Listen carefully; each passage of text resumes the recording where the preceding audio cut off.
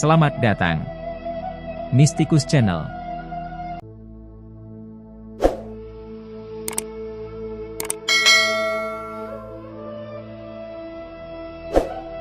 Sayyid Iskandar Basyaiban rela dihukum mati untuk selamatkan ibunya. Sayyid Iskandar bin Sayyid Ali Akbar bin Sayyid Sulaiman bin Sayyid Abdurrahman Basyaiban, yang sebagian jasadnya dimakamkan di komplek pemakaman Sunan Bungkul ini mempunyai 5 saudara yakni 1. Sayyid Imam Ghazali, Tawunan, Surabaya. 2. Sayyid Ibrahim, Kota Pasuruan. 3. Sayyid Badruddin, makamnya di sebelah Tugu Pahlawan, Surabaya. 4. Sayyid Abdullah, Bangkalan, Madura. 5. Sayyid Ali Asghar, Sidoresmo. Dari jalur nenek buyutnya beliau masih keturunan Raden Syarif Hidayatullah, Sunan Gunung Jati, Cirebon. Sedangkan dari jalur ayah dan kakek buyutnya beliau masih keturunan Sayyid Abdurrahman bin Sayyid Umar bin Sayyid Muhammad bin Sayyid Abu Bakar Basyaiban. Basyaiban adalah gelar warga Habib keturunan Sayyid Abu Bakar Syaiban, seorang ulama terkemuka di Tarim, Hadramaut, Yaman, sebuah perkampungan yang masyhur sebagai gudangnya para wali dan aulia Allah. Di antara putra-putra Sayyid Ali Akbar, Sayyid Iskandarlah yang paling unik perjalanan hidupnya. Beliau sangat sayang pada ibundanya hingga nyawa sebagai taruhan demi ibundanya. Setelah kelahiran adik beliau yaitu Sayyid Ali Asghar, beliau meneruskan perjuangannya dalam melawan penjajahan Belanda. Seperti ayahandanya yang dulu yakni sangat merepotkan pihak kolonial Belanda, Sayyid Iskandar pun juga tak kalah merepotkan mereka. Beliau itu orangnya tinggi besar berkulit putih dan penyabar sesungguhnya. Tak banyak bicara, sangat alim, zuhud dan warak. Terkenal dengan ahli ilmu alat, nahwu, syorof. Berwajah Jawa Arab. Namun meski penyabar, jika sudah berhadapan dengan penjajah Belanda yang dolim, maka tak ada ampun lagi. Beliau lebih suka melawan Belanda tanpa harus melibatkan keluarganya. Tidak saudaranya juga tidak para santri-santrinya yang berada di Ndresmo. Beliau selalu tahu kapan ada rombongan Belanda yang akan melewati jalan yang beliau kuasa. Maka tak pernah ada satu orang Belanda pun kala itu yang bisa menghadapi beliau. Senjata apapun yang dibuat melawan beliau hampir dipastikan tak ada artinya. Ada kelebihan dari beliau yang sudah bukan rahasia lagi. Beliau sangat cepat dalam bergerak. Jika orang biasa menempuh perjalanan dengan sejam, maka beliau sampai dalam waktu sangat sebentar. Beliau pernah membuat mata para Belanda tak bisa melihat pesantren ayahandanya yang ada di Ndresmo. Seakan pesantren itu hilang dan musnah. Ada lagi yang beliau punya yaitu ilmu semacam rawa rontek, bila tubuhnya dipotong maka kembali nyambung lagi. Hanya dengan seorang Sayyid Iskandar saja, sudah membuat para tentara Belanda kalang kabut. Kalaupun tertangkap, itu hanya semata-mata unsur kesengajaan dari beliau sendiri agar bisa semakin banyak yang beliau hadapi, dan itu pun sudah menjadi strategi perang gerilya beliau untuk membantu mempermudah penyerangan para pejuang lain seperti pamannya Sayyid Bakir. Meski banyak hal dan tugas yang beliau hadapi, namun beliau masih sering menyempatkan diri untuk pulang ke rumah yang saat itu ibundanya masih di Sidoarjo bersama adik paling kecilnya Sayyid Ali Asghar. Beliau dengan telaten ikut membantu ibundanya dalam mendidik Sayyid Ali Asghar dalam hal ilmu agamanya.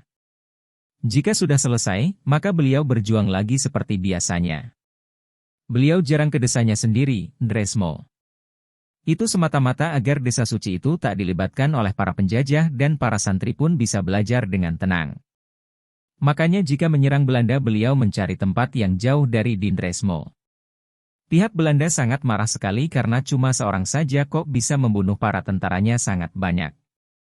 Dan apalagi kebiasaan Sayyid Iskandar adalah, jika habis melawan rombongan tentara Belanda dan berhasil membunuh semuanya, maka beliau ambil senjata mereka. Lalu beliau menyerahkan seluruh senjata-senjata itu pada seseorang yang berbadan gemuk penjual kue yang biasa disebut Mbah Edor, makamnya juga di sekitar makam beliau. Oleh Mbah Edor senjata-senjata itu dibagi-bagikan ke para pejuang yang dipimpin paman Sayyid Iskandar sendiri yaitu Sayyid Bakir di daerah Geluran Surabaya. Kemarahan Belanda sudah memuncak. Maka segera mereka membuat sayembara barang siapa yang bisa membunuh Sayyid Iskandar akan diberikan sebidang tanah dan uang. Banyak yang mendaftar, namun tak ada satupun yang bisa mengalahkan beliau. Hingga akhirnya tersebutlah seorang pribumi sendiri yang kebetulan sangat mengenal beliau. Dia sangat menginginkan hadiah itu. Dia cuma bisa memberitahukan kelemahan Sayyid Iskandar. Mendengar akan hal itu, para Belanda sangat antusias mendengarnya. Orang pribumi, Jawa, itu mengatakan, untuk membunuh beliau memang sulit. Tak ada yang tahu kelemahan kesaktian beliau. Hanya satu yang saya tahu, beliau itu sangat sayang dan menghormati ibundanya. Tangkap ibunya. Pasti beliau akan menyerahkan diri. Namun usul itu masih membuat orang-orang Belanda masih ragu. Mana mungkin mereka bisa menangkap ibunda Sayyid Iskandar, sedang beliau sedang dalam perlindungan Sayyid Imam Asy'ari Singonoto di Sidoarjo Desa Singkil. Sedangkan pemerintah Belanda yang berada di Sidoarjo saja sudah cukup dibikin repot juga dengan kesaktian Sayyid Imam tersebut. Akhirnya orang pribumi yang membuat usul tadi berjanji akan mengajak Sayyid Imam keluar dari rumahnya dengan tipu dayanya. Sebab dia sudah kenal baik dan sering bertemu dengan Sayyid Imam itu. Singkat kisah, dengan tipu daya yang sangat halus akhirnya orang pribumi itu berhasil mengajak Sayyid Imam keluar, entah alasan apa yang dia pakai. Maka para tentara Belanda berhasil menahan ibu Sayyid Iskandar. Bagaimana dengan Sayyid Ali Asghar? Saat itu beliau tak berada di rumah. Sedang bermain seperti layaknya anak kecil lainnya. Semua Allah yang mengaturnya. Mendengar ibundanya ditangkap, Sayyid Iskandar sangat marah sekali. Namun karena ancaman Belanda yang akan membunuh ibundanya jika tak menyerahkan diri, maka beliau segera berangkat untuk menyerahkan diri. Di hadapan para pemerintah Belanda beliau rela menyerahkan diri dan dihukum mati asal ibundanya dibebaskan.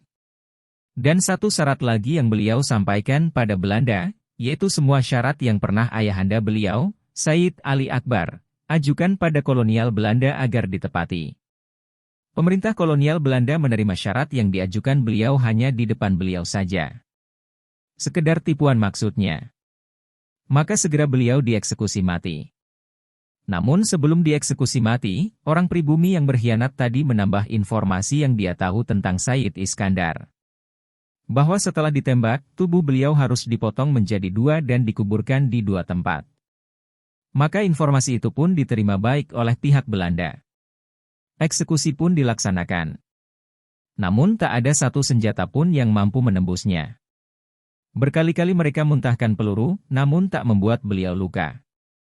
Sampai akhirnya Sayyid Iskandar berkata, kalian akan bisa membunuhku jika kalian berjanji lagi melaksanakan semua tuntutan dan perjanjian yang kita sepakati.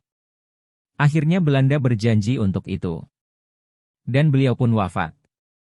Lalu tubuh beliau dipotong menjadi dua bagian dan dikuburkan di dua tempat yang berbeda. Dasar memang Belanda si tukang tipu. Setelah berhasil membunuh Sayyid Iskandar, mereka mengingkari janji yang telah disepakati. Ibunda Sayyid Iskandar tak dibebaskan. Malah berencana dipakai umpan untuk menangkap pejuang-pejuang lainnya dari keturunan Sayyid Ali Akbar. Sebenarnya orang pribumi yang berkhianat tadi sudah mengingatkan pemerintah Belanda agar segera menepati janji mereka pada Sayyid Iskandar. Tapi mereka malah tertawa dan tak menghiraukannya. Buat apa menuruti janji pada orang yang sudah mati? Begitu kata mereka. 3 hari telah berlalu namun pihak Belanda tak kunjung membebaskan ibunda Sayyid Iskandar. Akhirnya terjadilah suatu hal yang menghebohkan.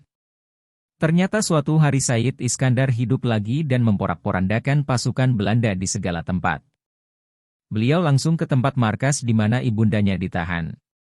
Sekali lagi saya katakan, sampai kapanpun jika kalian mengingkari janji kalian, maka aku akan menghabiskan kalian semua. Ancam beliau di hadapan para pemimpin pemerintah kolonial Belanda. Jelas hal itu membuat para tentara Belanda ketakutan. Itu adalah hal yang mustahil terjadi menurut mereka. Bagaimana tidak? Seorang yang tadinya sudah dibunuh dan dikuburkan kok sekarang muncul lagi. Maka akhirnya para tentara Belanda membebaskan dan mengantarkan pulang ibunda beliau langsung di rumah beliau yang asal, yaitu di San Resmo. Setelah itu Sayyid Iskandar dieksekusi lagi dan dipotong lagi tubuhnya menjadi dua bagian.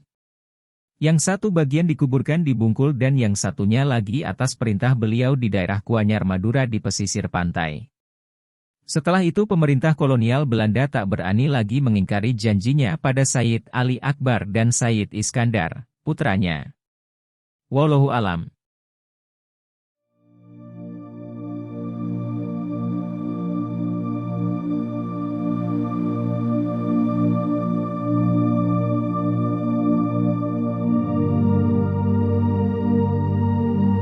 Jika Anda menyukai Mistikus Channel silahkan like, komen, share dan subscribe serta klik tanda lonceng untuk mengikuti update terbaru.